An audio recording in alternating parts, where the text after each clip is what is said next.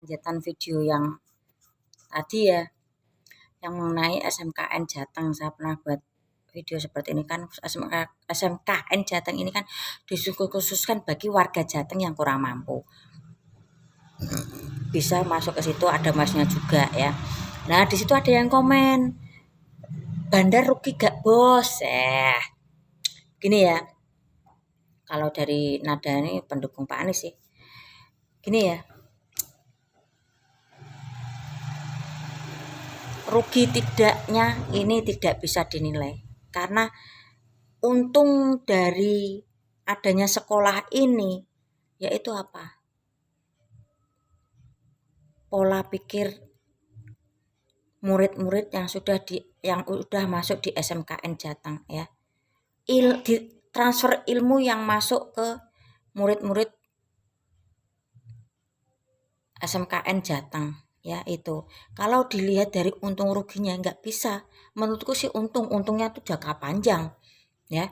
Karena anak ini punya pendidikan ya, meski dalam ekonomi kurang mampu akhirnya bisa masuk ke SMKN Jateng dengan pelajaran-pelajaran yang ya lumayan bagus ya. Buktinya ada ya yang sampai ke luar negeri ya, bisa supaya tujuannya bisa mendongkrak ekonomi keluarga ya, sudah ada yang berhasil juga ya.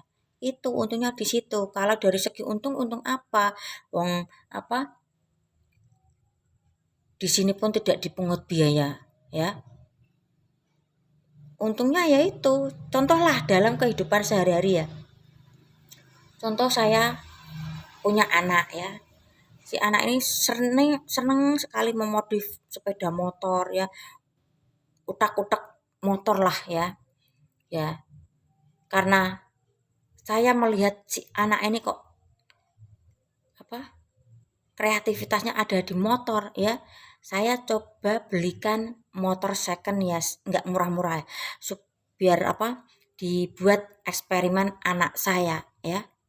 Untungnya apa? Otomatis saya tetap rugi motor beli misalnya harga 5 juta dibongkar pasang sama anak saya ya. Tapi setidaknya anak saya punya kreativitas, punya ilmu tentang motor ya.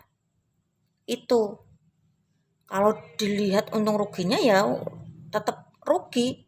Tapi apa untungnya? Ya ini si anak jadi tahu lebih banyak tentang motor ya. Mungkin suatu saat kalau sudah pintar bisa memodifikasi motor sendiri atau bisa buka bengkel ya. Itu juga yang terjadi pada SMKN Jateng ya. Kalau dari segi pembangunan ya mungkin rugi, nggak ada pungutan biaya SPP. Tapi kan setidaknya itu ilmunya kan didapat sama murid-muridnya itu ya. Itu hitung-hitungnya tuh seperti itu ya.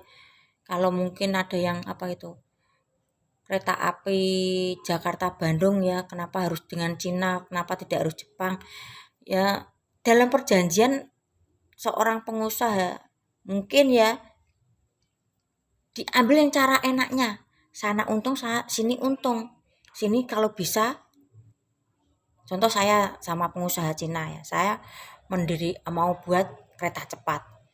Jepang mau lebih murah tapi tidak mau mentransferkan ilmunya ya. Jepang datang, saya buat, nggak ada ya, mungkin ada orang Indonesia anak buah saya tapi tidak boleh tahu banyak tentang cara kerja kereta api buatan Jepang ya. Beda cerita Cina mau kerjasama sama saya membuat kereta cepat ya. Cina juga mau mentransferkan ilmunya kepada saya dan anak buah saya. Otomatis saya harus pilih yang mana? Yang Cina apa Jepang? Ya, yang Cina lah. Karena dari segi ilmu saya juga untung ya. Anak buah saya juga bisa ya. Setelah kerjasama saya sama Cina sudah usai ya, saya bisa mengajukan diri kepada pemerintah untuk membuat proyek kereta cepat made in anak bangsa ya. Karena saya tadi sudah berguru sama Cina ya. Kalau nah itu tujuannya seorang kerjasama itu ya harus saling menguntungkan. Syukur-syukur kalau kitanya yang lebih untung itu ya. Kadang kalian tuh otaknya nggak nyadar dipaksakan sih, terlalu yang tinggi-tinggi terpada keadaan sekitar gitu tuh bisa dibuat politik ya, terlalu tinggi otak nggak nyampe dipaksakan ya. Semoga paham dengan penjelasan kenapa Indonesia banyak yang bekerja sama dengan Cina ya. Karena Cina welcome juga mau memberikan ilmunya. Ya. Kalau mungkin masalah IKN, kenapa harus memakai orang asing ya? Contoh nih, saya membangun IKN, saya kerjasama dengan Cina, mungkin Cina lagi ya. Karena Cina ini diajak bisnis juga enak, jadi saya juga senang ya. Saya punya proyek IKN ditentukan dalam 5 tahun harus selesai, harus kelar ya. Saya juga harus mencari solusi ya. Biasalah kalau membangun, kalau hitung-hitungannya tidak detail, tidak rinci, bisa membengkak berkali-kali lipat ya. Bagaimana saya mencari kerjasama cepat, hasil bagus, ya mungkin membengkak tidak terlalu banyak ya. Itu saya juga harus memikirkan itu ya. Kok Cina ini ada pada kriteria yang saya mau, saya ambil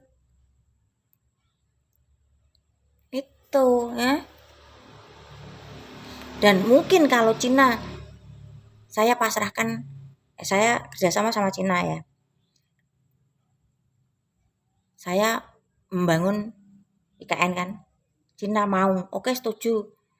Tapi orang-orang yang saya bawa dari negara saya, karena apa, Cina ini punya punya hitung-hitungan sendiri ya. Karena mungkin orang-orang yang diajaknya ini mungkin punya skill dan kemampuan yang cepat, kerja bagus ya.